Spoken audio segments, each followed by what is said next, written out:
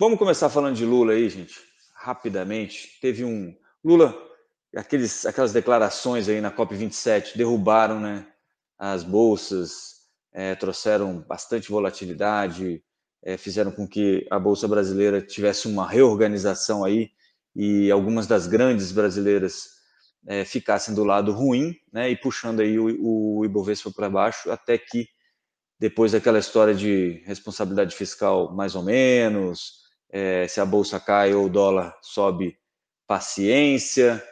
Eis que, já na sexta-feira, depois que o mercado fechou lá em Portugal, o Lula falou isso aqui, ó.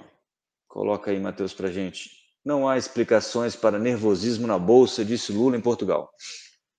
Ao lado do Premier aí, ele falou que o Brasil vai voltar, o Premier de Portugal, falou que o Brasil vai voltar a ser responsável do ponto de vista fiscal, mas fez a ressalva, sem precisar atender a tudo que o sistema financeiro quer.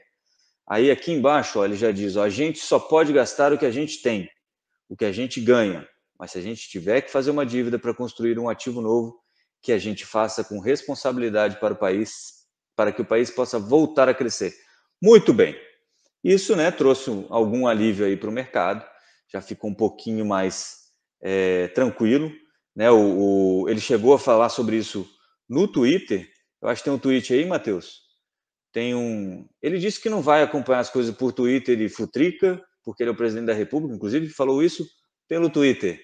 Mas eis que tem trazido bastante informação lá no Twitter o nosso presidente eleito aí, Luiz Inácio Lula da Silva. Fiquei feliz ao saber de uma carta de pessoas importantes me alertando sobre problemas econômicos e dando sugestões. Eu sei ouvir conselhos e, se fizer sentido, seguir. Vocês vão lembrar que eu falei aqui que nas últimas semanas eu tenho conversado com gestores de fundos, né? E muitos deles têm dito isso, né? Os maiores e os caras que estão aí há mais tempo no mercado têm dito isso, que o Lula é um cara que responde ao mercado, né? Ele tem discursos às vezes um pouco duros, etc. e tal, mas ele acaba ouvindo e respondendo ao mercado depois de algum tempo, tá? E é mais ou menos o que aconteceu. Então, nessa semana, a semana vinha bem ruim, né? Com falas do Lula que tinham atrapalhado um pouquinho o mercado, atrapalhado no sentido causado um pouco de estresse no mercado, em função da PEC, etc. e tal, e Guido Mantega, e responsabilidade fiscal, talvez mais ou menos, e aí veio essa carta aí que ele está falando, é uma carta, a gente até fez uma matéria sobre isso também, Matheus, é uma carta aí que são os arrependidos do Lula, né? O pessoal que apoiou o Lula, que é o Armínio Fraga, quem que está assinando essa carta além do Armínio? Aí, pais do Plano Real que fizeram o L durante a campanha tentam se distanciar do presidente eleito em carta aberta com alerta econômico. Baixa um pouquinho para a gente aí. Essa foto ficou muito boa, né? Edmar Baixa e Pedro Malan foram o pessoal aí que assinou essa carta, e eles dizem o seguinte, ó. Os economistas alertaram que a alta do dólar, pode baixar um pouquinho, Matheus, e a queda da bolsa não são produto da ação de um grupo de especuladores mal intencionados. Isso é importante o presidente entender também, e ele sabe, né? Ele faz aí um mise-en-scène, mas ele sabe de tudo isso. A responsabilidade fiscal não é um obstáculo ao nobre anseio de responsabilidade social, para já ou quanto antes. O teto de gastos não tira dinheiro da educação, da saúde e da cultura para pagar juros a banqueiros gananciosos. É preciso que não nos esquecemos que o dólar alto significa certo arroxo salarial causado pela inflação, que vem a reboque. Sabemos disso há décadas e os sindicatos também sabem.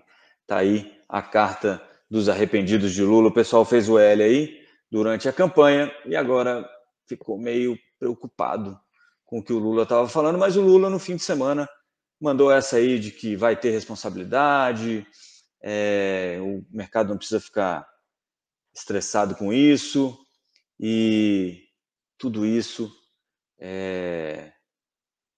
vai fazer sentido mais para frente. O mercado parece ter acreditado, eu imagino que acredita, e além disso tem a tramitação da PEC essa semana, da PEC da gastança, e essa PEC parece, já tem uma contraproposta que começa a circular essa semana também, reduzindo aqueles gastos de 175 para 70 bi, extrateto, né, que seria mais ou menos o que o Guedes estava propondo aí anteriormente, que é para pagar os 600 de Auxílio Brasil, né? Então talvez seja esses 50, 70, até porque 50 bi seria, 50, 60 bi seria esses R$ 200 a mais, e aí mais uns 10 bi, 10 a 15 bi aí, para levar os R$ 150 a mais por família que tem criança abaixo de 6 anos, como o presidente eleito Lula gostaria que acontecesse, tá? Tem um outro tweet aí do Lula, o Matheus.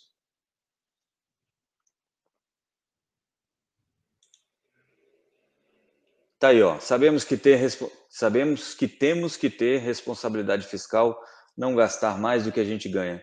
Mas eu também sei que temos que cuidar do povo mais pobre e por isso eu digo para vocês que nós vamos recuperar o Brasil. É isso, né?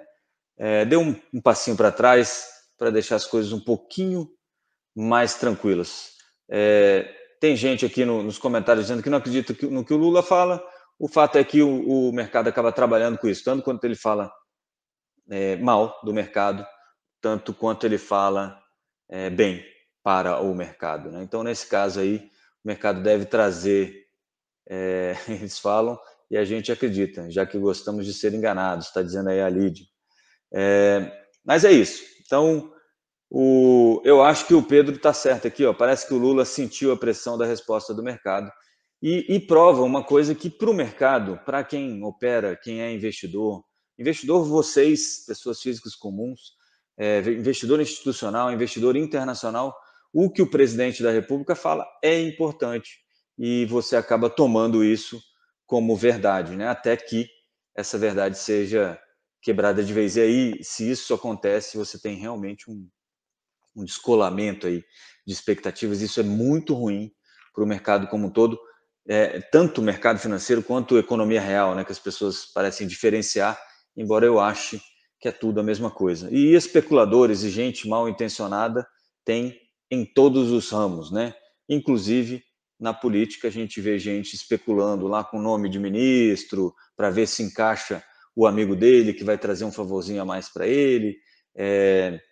Tem gente mal intencionada no Congresso Nacional, no Palácio do Planalto, no STF, na Justiça Federal. Não existe um lugar onde só tenha honestos, feliz ou infelizmente, né? Então, talvez isso seja bom porque a gente cria mecanismos para evitar que a gente sofra muito.